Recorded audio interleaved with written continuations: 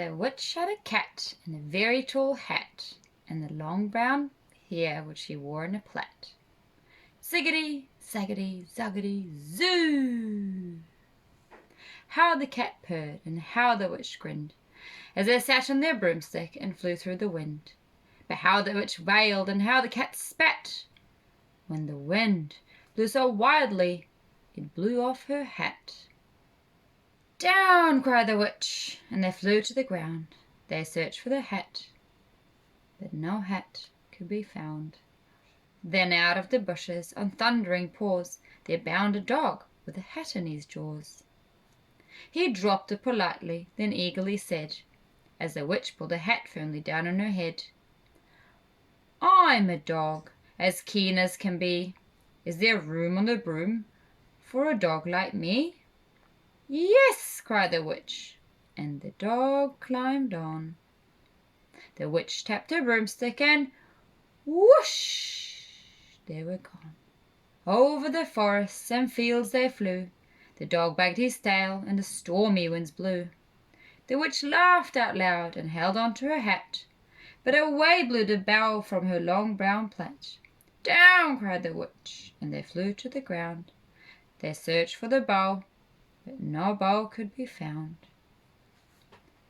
Then out of the trees, with an ear-splitting shriek, there flapped a blue bird with a bow in her beak. She dropped it politely and bent her head low, then said as the witch tied her plait in a bow, "I'm a bird as blue as can be. Is there room on the broom for a bird like me?" "Yes!" cried the witch. So the bird fluttered on. The witch tapped her broomstick, and whoosh! They were gone. Over the reeds and rivers they flew. The bird shrieked with glee, and the stormy winds blew. They shot through the sky on the back of beyond. The witch clutched her bow, but let go of her wand. "Down!" cried the witch, and they flew to the ground. They searched for the wand, but no wand could be found.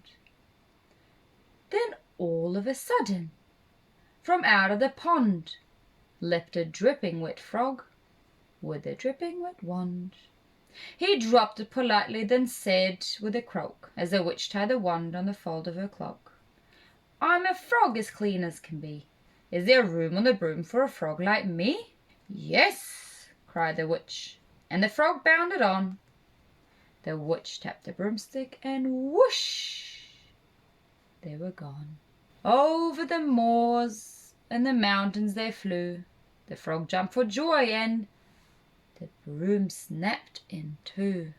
Down fell the cat and the dog and the frog. Down they went tumbling into a bog. The witch's half broomstick flew into a cloud, and the witch heard a roar that was scary and loud. "Roar! I'm a dragon as mean as can be, and I'm planning to have a witch and chips for my tea." "No!" cried the witch, flying higher and higher. The dragon flew after her, breathing out fire.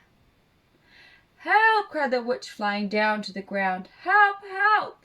She looked all around, but no help could be found.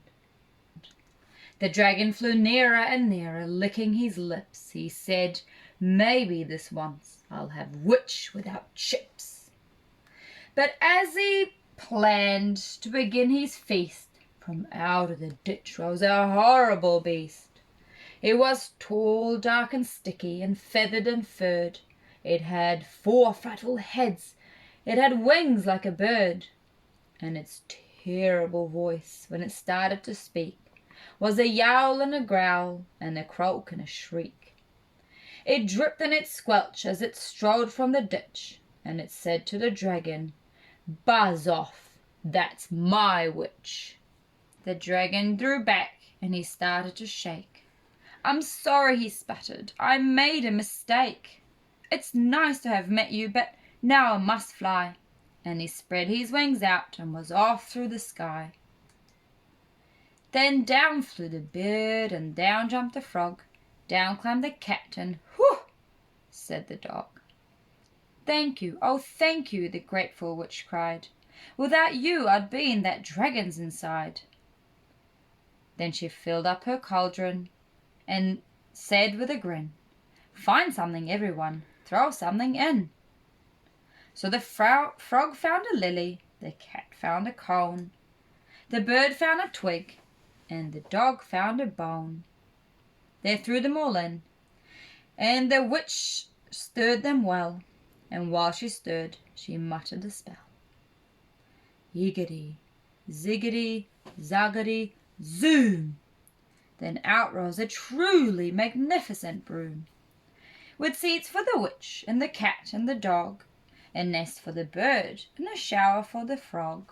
"Yes!" cried the witch, and they all climbed on.